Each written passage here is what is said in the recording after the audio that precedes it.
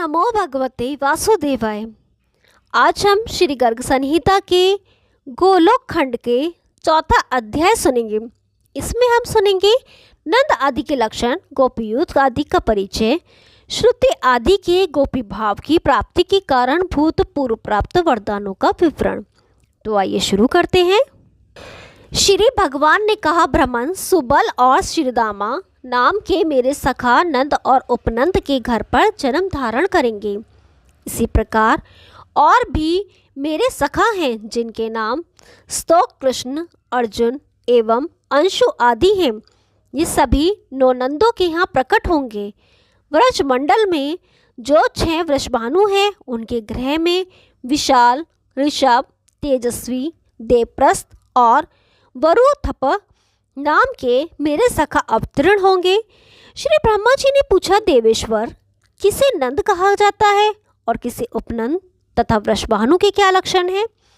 श्री भगवान कहते हैं, जो गौशालाओं में सदा गौओं का पालन करते रहते हैं एवं गौ सेवा ही जिनकी जीविका है, उन्हें मैंने गोपाल संज्ञा दी है। अब तुम उनके लक्षण सुनो। गोपालों के साथ 9 लाख गायों के स्वामी को नंद कहा जाता है। 5 लाख गौओं का स्वामी उपनंद पद को प्राप्त करता है। वृषभानु नाम उसका पड़ता है जिसके अधिकार में 10 लाख गौएं रहती हैं। ऐसे ही जिसके यहाँ 1 करोड़ गौओं की रक्षा होती है वह नंदराज कहलाता है। 50 लाख गौओं के अध्यक्ष की वृषभानुवर संज्ञा है। सुचंद और द्रोण ये 2 ही व्रज में इस प्रकार के संपूर्ण लक्ष्यों से संपन्न गोपराज बनेंगे और मेरे दिव्य व्रज में सुंदर वस्त्र धारण करने वाली शतचंद्रनना गोप सुंदरियों के 100 यूथ होंगे। श्री ब्रह्मा जी ने कहा, भगवान आप दीन जनों के बंधु और जगत के कारण प्रकृति के भी कारण हैं। प्रभो, अब आप मेरे समक्ष यूथ के संपूर्ण लक्षणों का वर्णन कीजिए। श्री भगवान बोले, ब्रह्मा जी, मुनियों ने 10 कोटि को एक अब्रुद कहा है। जहाँ 10 अब्रुद होते हैं उसे यूथ कहा जाता है। यहाँ की गोपियों में कुछ लोग वासिनी हैं, कुछ द्वारपालिका हैं, कुछ श्रृंगार साधनों की व्यवस्था करने वाली हैं और कुछ शैया संवारने में संलग्न रहती हैं। कई तो पार्षद कोटि में आती हैं और कुछ गोपियाँ श्री वृंदावन की देखरेख किया करती हैं। कुछ गोपियों का गोवर्धन गिरिवर पर निवास है। कई गोपियाँ कुंज वन को सजाती संवारती हैं तथा बहुतेरी गोपियाँ मेरे निकुंज में रहती हैं। इन सब को मेरे वज्र में पधारना होगा। ऐसे ही गंगा यमुना के भी यूथ हैं।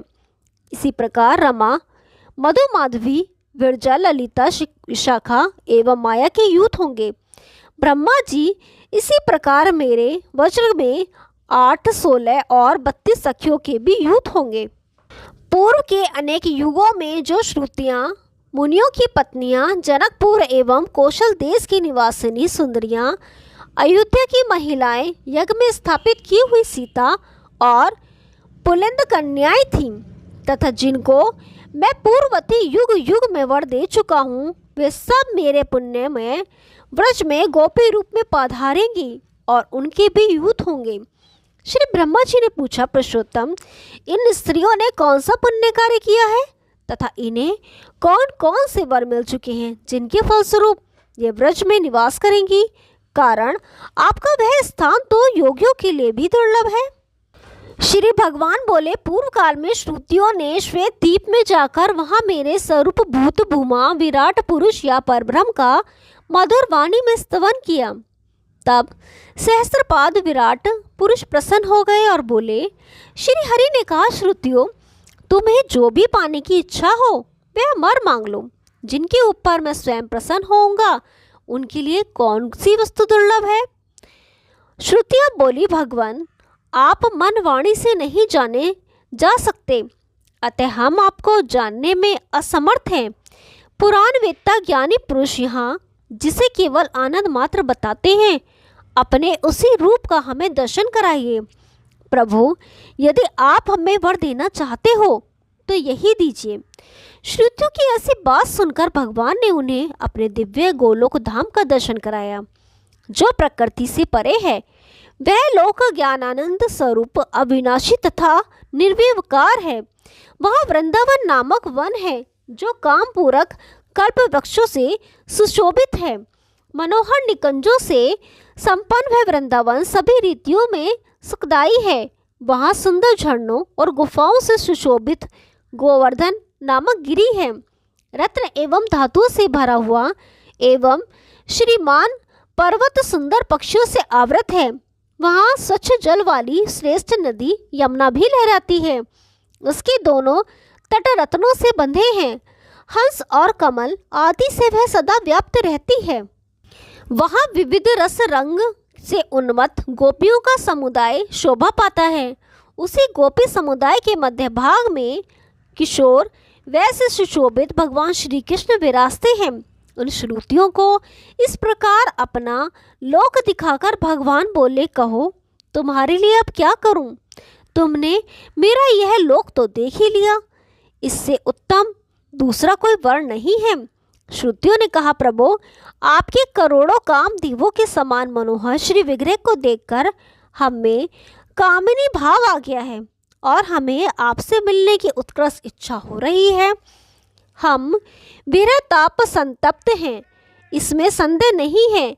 अतः आपके लोक में रहने वाली गोपियां आपका संग पाने के लिए जैसे कामनी भाव से आपकी सेवा करती हैं, हमारी भी वैसी ही अभिलाषा है।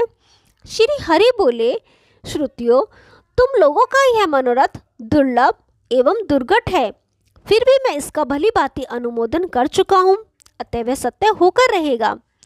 आगे होने वाली सृष्टि में जब ब्रह्मा जगत की रचना में संलग्न होंगे, उस समय सारस्वत कल्प बीतने पर तुम सभी श्रुतियाँ ब्रज में गोपियाँ होगी। भूमंडल पर भारतवर्ष में मेरे माथुर मंडल के अंतर्गत वृंदावन में रास मंडल के भीतर मैं तुम्हारा प्रियतम बनूंगा। तुम्हारा मेरे प्रति सुदृढ़ प्रेम होगा जो सब प्रेमों से बढ़कर है।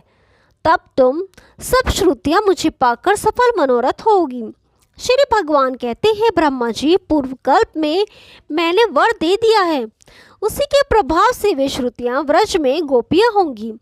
अब अन्य गोपियों के लक्षण सुनो।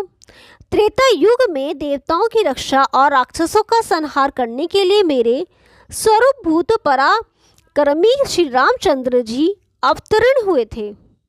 कमल लोचन श्री राम ने सीता के स्वयंवर में जाकर धनुष तोड़ा और उन जनक नंदिनी श्री सीता जी के साथ विवाह किया। ब्रह्मा जी उस अवसर पर जनकपुर की स्त्रियां श्री राम को देखकर प्रेम विवल हो गईं। उन्होंने एकांत में उन महाभाग से अपना अभिप्राय प्रकट किया, हे प्रभु आप हमारे प्रियतम बन जाइए। तब श्री राम ने कहा, सुंदरियों तुम शोक मत करो, द्वापर के अंत में मैं तुम्हारी इच्छा पूर्ण करूंगा। तुम लोग परम श्रद्धा और भक्ति के साथ तीर्थ दान तप शौच एवं सदाचार का भली भांति पालन करती रहो, तुम्हें व्रज में गोपी होने का सुअवसर प्राप्त होगा। इस प्रकार वर देकर धनुर्धारी करुणा निधि श्री राम ने अयोध्या के लिए प्रस्थान कर दिया। उस समय मार्ग में अपने प्रताप से उन्होंने भृंगु कुल नंदन परशुराम जी को परास्त कर दिया था। कौशल जनपद की स्त्रियों ने भी राजपथ से जाते हुए उन कमनीय कांति राम को देखा। उनकी सुंदरता कामदेव को मोहित कर रही थी। उन स्त्रियों ने श्री राम को मन ही मन पति के रूप में वरण कर लिया। उस समय सर्वज्ञ श्री राम ने उन समस्त स्त्रियों को मन ही मन वर दिया, तुम सभी व्रज में गोपियां होगी और उस समय मैं तुम्हारी इच्छा पूर्ण करूंगा। फिर सीता और सैनिकों के साथ रघुनाथ जी अयोध्या पधारे। यह सुनकर अयोध्या में रहने वाली स्त्रियां उन्हें देखने के लिए आईं। श्री राम को देखकर उनका मन मुग्ध हो गया। वे प्रेम से विवल हो मूर्छित सी हो गई। फिर वे श्री राम के व्रत में परायण होकर सरयू के तट पर तपस्या करने लगी। तब उनके सामने आकाशवाणी हुई, द्वापर के अंत में यमुना के किनारे वृंदावन में तुम्हारे मनोरथ पूर्ण होंगे, इसमें संदेह नहीं है। जिस समय श्री राम ने पिता की आज्ञा से दंडक वन की यात्रा की, सीता तथा लक्ष्मण भी उनके साथ थे और वे हाथ में धनुष लेकर इधर उधर विचर रहे थे। वहीं बहुत से मुनि थे। उनकी गोपाल वेशधारी भगवान के स्वरूप में निष्ठा थी।